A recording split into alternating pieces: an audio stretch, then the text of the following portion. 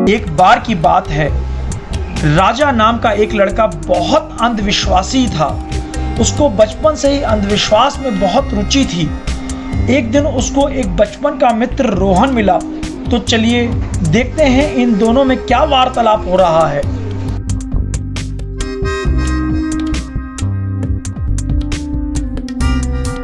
अरे मेरे दोस्त रोहन, तुम्हें देखकर आज मेरा दिल बहुत खुश हो गया। आज पूरे 10 साल के बाद मिल रहे हैं मेरे दोस्त। हाँ मेरे यार, सच में कितने अरसों बाद मिलना हुआ। आज रूह को सुकून मिल गया। कैसे आना हुआ रोहन भाई शहर में? कंपनी के किसी काम से आया हूँ मेरे भाई। एक बात तो बताओ, तुमने हाथ में इतनी अंगूठियां कब से पहनना शुरू कर दिया? ये अंगूठियां तो यार एक बाबा से बहुत पैसे देकर ली हैं।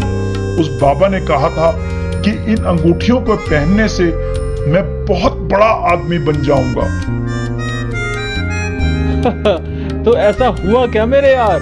बन गया क्या तू बड़ा आदमी? नहीं यार, अभी तक तो ऐसा कुछ नहीं हुआ। बस इसी उम्मीद में रोज नए बाबाओं से मिलना होता है कि शायद एक ना एक दिन मैं जरूर बड़ा आदमी बन जाऊंगा। इसके बाद रोहन वहां से चला गया। एक दिन राजा को रास्ते में एक इश्तिहार चिपका हुआ दिखा, जिसमें लिखा था 5,000 रुपए दो और अपना भविष्य जानो। फिर क्या था, राजा उस जगह गया और एक व्यक्ति को 5,000 रुपए देकर बाबा के पास पहुंचा, जो हिमालय से आए थे। तो चलिए देखते हैं वहां क्या हुआ। नमस्ते बाबा, मैं आपका इश्तिहार देखकर आपके पास आया हूँ। मैं आपसे सिर्फ यह जानना चाहता हूँ कि मैं सफल इंसान कब बनूंगा।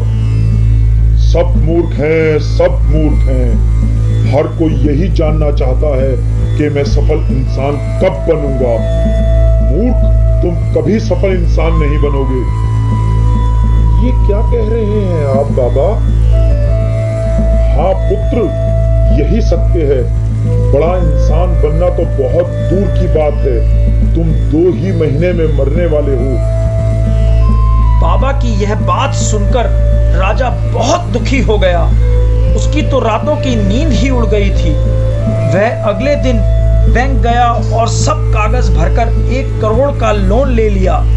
इसके बाद उसने एक बड़ा घर बुक किया और नई कार भी ले ली। अच्छा दद्दावीर, नया घर, नई कार। वाओ, हमारी कार। मैं तो आज बहुत ही खुश हूँ, बहुत ज्यादा एक्साइटेड। मैं बयां ही नहीं कर सकती अपनी खुशी का ठिकाना। अभी तो तुम्हारे लिए एक और सरप्राइज है डार्लिंग। एक और सरप्राइज? वाओ, वो क्या? सुधा, देखो हमारा नया घर। आज मैंने इस मकान की बुकिंग की है। हमारा नया घर? Oh my God! पर ये सब आपने किया कैसे? I mean, इतना पैसा कहाँ से आया आपके पास? वो एक राज है सुधा, मैं तुम्हें बाद में बताऊंगा। फिलहाल तो तुम सिंगापुर चलने की तैयारी करो। Singapore? Are you serious? Oh my God, I don't believe this. कब जा रहे हैं हम? राजा और सुधा ने नया घर, नई गाड़ी भी ले ली और सिंगापुर भी घूम आए। राजा ने अपनी आप बीती सुधा को सुना दी कि किस प्रकार मुसीबतों का पहाड़ राजा पर टूटने वाला है। सुधा बहुत रोई और अगले 1 महीने के बाद वह दोनों अपने नए घर में शिफ्ट हो गए। अब तो बताइए, आखिर इतना पैसा आपके पास आया कहाँ से? अब तो अपना राज खोलिए।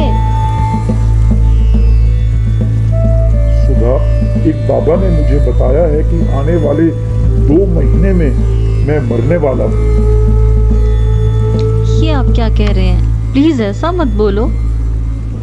सुधा, मैंने यह खर्चा बैंक से लोन लेकर किया है, जो कि मेरे मरने के बाद किसी को भी चुकाना नहीं पड़ेगा। इसके बाद 2 महीने पूरे हो गए। अब राजा के मरने का दिन आ गया। वह बहुत दुखी था। दद्दू, क्या राजा मर गया? हे भगवान, आखिर वो दिन आ ही गया। आज मैं मर जाऊंगा। आप चिंता मत कीजिए राजा जी। आज वही दिन है सुधा, जिसके बारे में बाबा ने बताया था। आज मैं तुम्हें छोड़कर चला जाऊंगा। आपको कुछ नहीं होगा, अब तो पूरा दिन निकल गया है। तिल कर वक्त गुजर रहा था। राजा और सुधा को यही चिंता खाई जा रही थी कि राजा को अभी कुछ होगा, परंतु अरे वाह, ये तो अगला दिन शुरू हो गया। मैं तो नहीं मरा। मैंने कहा था ना, आपको कुछ नहीं होगा। Mr. Raja, I am calling up from AAA Bank. Your first installment is due. Please pay it as soon as possible. Thank you. क्या हुआ राजा, इतने परेशान क्यों हो? किसकी कॉल थी? सुधा, बैंक से कॉल थी। फर्स्ट इंस्टॉलमेंट पेंडिंग हो गई है। उस बाबा ने मुझे बेवकूफ बना दिया। अब हम क्या करें? मैं तो आपको पहले ही कहती थी, इस सब अंधविश्वास में कुछ नहीं रखा, पर आपने मेरी एक नहीं मानी। अब प्लीज मेरी एक बात मानेंगे?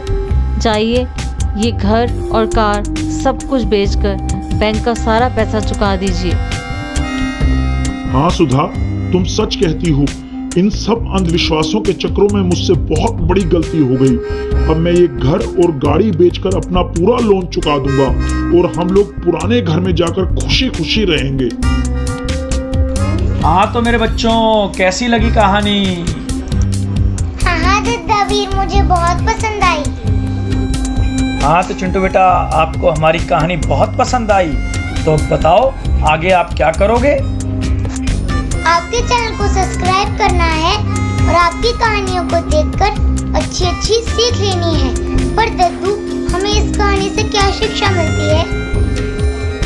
हमें इस कहानी से यह शिक्षा मिलती है कि हमें कभी भी अंधविश्वास में नहीं पड़ना चाहिए।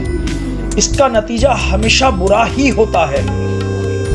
अच्छा तो मेरे बच्चों, चलता हूं। अब एक नई कहानी और कुछ नए पात्रों के साथ आप लोगों के सामने जल्द हाजिर होऊंगा।